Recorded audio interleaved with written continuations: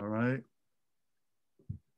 Welcome to Coffee with Pastor Dan. I am here today with Ian Mooring-Benson, and he's a member of our congregation. I want a chance for me to get to know him better and for you guys to get to know him as well. So say hi to everybody out there in the digital realm.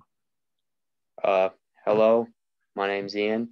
Like Pastor Dan said, I'm in 9th grade, getting confirmed this year, and I'm really excited about it. Cool. Ian, I don't know, I know so little about you in terms of detail. How long have you been at All Saints? How old are you? I've probably been there since, well, I know that the All Saints was a church that I was baptized at, and then I believe I've been there ever since. Oh, cool.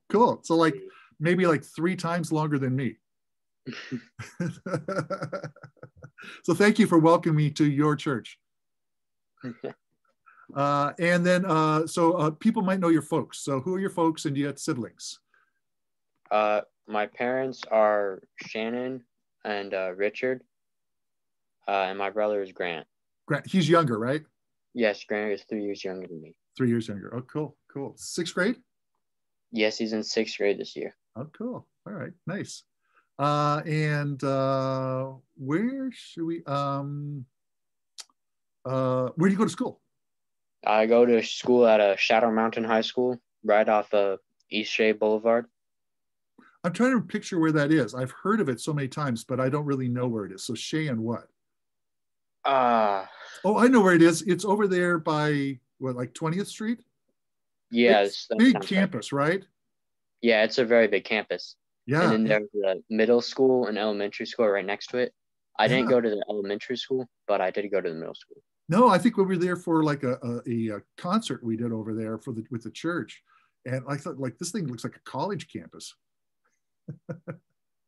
And then that's a cool like pandemic thing, right? So you literally switched schools during the pandemic, right? Yeah, it was very interesting. Yeah, and people love. I mean, I don't know if it was that much for me, but it's they talk about it being stressful going into high school period. When was the first time you were like on campus? So the first time I was actually so I visited Shadow Mountain kind of to tour it out and check it out when I was in 8th grade. But, the first time I had stepped on a campus as a freshman was the 2nd quarter. Okay. Yeah, we were online the whole 1st quarter. Hey, the nice thing is you didn't have to remember where your locker was. Yeah, there's no lockers in my school. Oh, no lockers at all, huh? None at all. Wow, so it's like you'll have crippling backaches from carrying books all your life. So, the school gets to grade you, right? How would you grade the school right now and going to school during the pandemic? Like, what is it really like for you? And not for everybody else, just for you. Well, personally, I'm a much better in-person learner, so I like that. We've been 50-50 the whole year. We did first quarter online, 2nd quarter in person. Then we hopped back to online in the 3rd quarter. And then after spring break, we came back and we stayed in person ever since. Okay, all right. What's all that learning like? I mean, for when I'm doing work online, it's just kind of, I'm trying to figure out what it's like. How would you describe that difference of doing stuff online versus in person? Well, it's very interesting because the past few teachers I've had, we've been shifting more towards writing up documents typing up documents instead of actually physically writing them out. We've been getting more technology oriented. Oh, okay. As time goes on and things like that. So I think this was sort of just an acceleration. Okay. Of this. I'm just thinking, yeah, those expectations are going to be totally different going forward, right? Probably. Yeah. I mean, even when you do all the in-person stuff, people are just assuming that you know how to access things and do things more digitally than before. Yeah, I would say that it is a lot easier Yeah. because when you submit something through the Google Classroom is what we use. When you submit it through there, there's no chance of it getting lost or her skipping over it or something like, or the teacher skipping over it or something like that. Yeah. It's very secure and simple. Now you were actually, in terms of confirmation, you were lucky because you knew the other confirmants for the last 2 years, right? Oh yeah, I've known But them for a while. yeah, well, and now for me, I jumped in with the 8th graders this year, and material-wise, it was about the same, but it sure sucked a lot of the fun out of it, doing it by Zoom. How was it for you guys in the 9th? It So I didn't really know what I was going into for ninth grade for the whole confirmation. Yeah. But I mean, I would assume, if we reflect on eighth grade was a really fun year. You know, before everything got shut down, we had a lot of fun in-class activities, and we actually like went out and did sort of field trips. Yeah, on yeah. Things like that. So that was kind of a bummer that we didn't get to do that, and we also didn't do the in-class activities.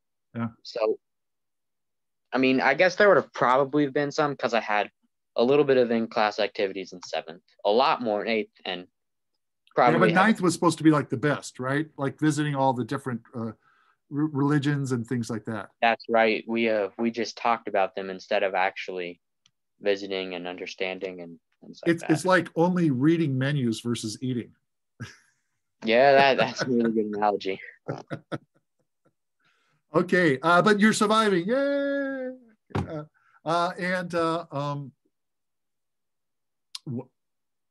How do you feel about being confirmed?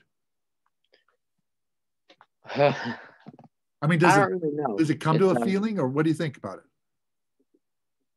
I don't really feel it as a feeling. I sort of look at it as a task, a mission that I've been on for a long time. I mean, when I first started going to the preschool and then Sunday school, I didn't know really what confirmed was. I thought that you just kind of showed up and you were there. Yeah. But as I learned that there was more of a process to it, I became a little bit more understanding and also a little bit more excited about what I would be able to do when I did get confirmed. Like this is like, and this is usually because you guys just had your 9th grade retreat today at the in the fellowship hall here. Usually we do that like an overnight thing, and they make me come up, and one of the things I always say at that is that one of the wild things is when you are confirmed, you become a decision maker here at the church, and like sometimes we have incredibly big decisions to make. Like last year in January, we made a decision that to allow pastors to do same-gender marriages, right? And we did that by voting. And I get 1 vote. My wife gets 1 vote, right? You get 1 vote, right? So had you voted last year, if you voted one way and I voted the other, you would have canceled out the pastor. Because there's no like I don't get like double votes because I'm a pastor, we're like totally invested saying, hey, you know what Ian knows now exposes him to a view of what God's doing in the world. And his voice is equal with the pastor's voice, which is equal to a voice of like a person who's been here for 50 years. So welcome. We want your voice, man. So with that, do you got any things that bug you or excite you that you would love to see the church shift for or do or create? Like what would be really neat that for the church that you're going to be a voting member of, that we decide to, what would it be? Well, nothing really comes to my mind when it's improving or changing it. I think it's really good the way it is. Oh, you're so conservative, man. I guess I'll have to figure out when I actually when I get confirmed. I'll have a bigger view of. I'll be actually understanding what's going on. So I might have a different opinion a year or two from now. I don't know, but as of now, I think that it's in pretty good shape. All right, then I'll give you a easier softball question. Okay, so what do you like that would be cool to sort of double down on and do even more? Oh, well, this is going to sound kind of childish, but it would be a lot fun if we went on more field trip and we're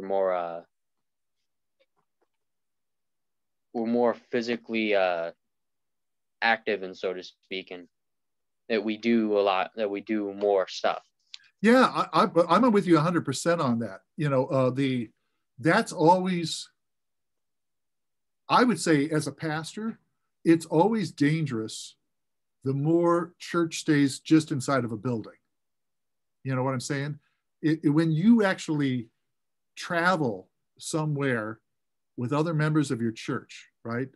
And you go places and you interact with people, you take stuff in together, you do stuff together. And when you come back to the church, it's like feeding the church. It changes the church. Well, should I tell you my field trip I want? Sure. So I'm not sure if you're aware of this, but have you heard about the Lutheran Navajo mission up there in Rock Point, up in the north part of Arizona? No, I have not. Okay, so it's on Navajo land, and we've been supporting for a long time. They have a school there, and like these kids, they've really gone through everything with the COVID and stuff. I mean, a lot of these kids don't even have running water in their house. But they also have this really neat historic community, and it's their own culture and it's their own way of seeing stuff. And being a Lutheran Christian is like their third and fourth generation Lutheran up there in the Navajo Nation, right? Because that place has been there a long time. So it's really cool to travel like a short distance to there, get to meet people who have the same faith you do, but their culture and life is just so different that they kind of grab on to different things. What I would love to do is like go up there and stay a couple of nights or something as a group, get to know people, eat meals together, maybe play together, maybe do some project together, and then invite them to come down and hang out with us. Are you in with me on this one? You like this idea? Yes, that would actually be very interesting. I wasn't aware of that. Well, that's because it's just a crazy idea in my head. Right now, you and I are the planning team. So, and anybody else who listens in, folks, we want to do this. I just remembered there's other people listening. Let's make this happen. I know we're not quite there with the pandemic, but I think we should start planning for it now, right? So, what would be? We got a little bit more time. Tell me about. Well, this is kind of cool. What kind of things interest you? And not that you're necessarily do it for a living or stuff like that, because you're also entering that world where you're going to start making connections with other adults like me who normally would only be interacting with your parents, right? And if they know that you're interested in something, they'll come up and share with you a common interest. Like I told you this when we were talking the other day. My son got really into physics in high school, and there was a couple of physicists in our church in Colorado. And as soon as they found out that Kentaro was in physics, they kind of logged in on him, and they were able to talk physics with each other. And it was pretty soon before I realized, oh, I thought I knew about physics, but my son and these guys at the church are really talking about stuff that I have no clue about. So what are things that are interesting you that would be kind of cool to explore in your life? Well, there's a few things. I mean, I really like physical activity, swimming and hiking especially. Cool. All right. How serious are you with swimming? I've never really swam professionally. It's more just leisurely in the backyard. But okay, with hiking, it's a lot more intense because I do it with my Boy Scout troop a lot. Oh yeah, Boy Scouts are great because they really are serious about hiking. Yes. What's like the longest hike out you've done? Like how many days? Well, it was 2 days. It was 7 miles in and 7 miles out. Nice. But I'm doing a really big one this summer. This one, I'm doing a 70-mile 2-week loop. Wow, where at? It's up in northern New Mexico. It's called Camp Philmont. Okay, so it's mountains?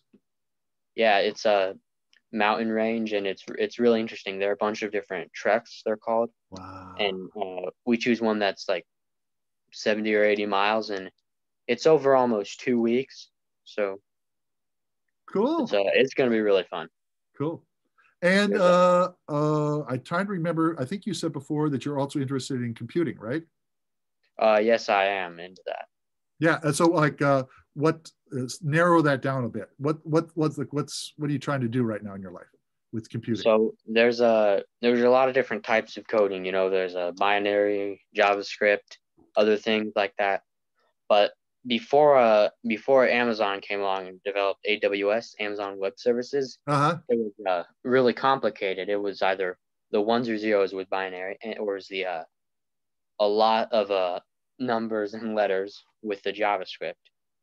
And AWS has essentially taken that and heavily simplified it and made it into code that with a year or two of experience you can easily learn, and within half a decade or so you can easily master. I've talked to some of our retirees. They're like 70s and 80s, and they actually were like first generation, like just when computer coding started to be an actual thing. Some were working with the military, some were working with aerospace. We've got people that were working with sending rockets out with the astronauts. All right. So I'm calling out hikers, swimmers, coders. Have a good conversation with Ian, and like when he's like an 80-year-old dude, he can say, "Oh yeah, I knew this guy who knew these astronauts." So, all right, Ian, I think you've just had coffee with me, even though I just feel real. I called this coffee with Pastor Dan, but I didn't offer you anything. Do you even drink coffee? Not really, no. Then I won't worry about getting you one. So, but I'd say the next time we have donuts here, you should be first in line because you earned your donut. So got it. All right. Well, say hi to your family, and it's a pleasure to get to know you more. Say goodbye. Let's say goodbye to everybody. Goodbye. Bye-bye.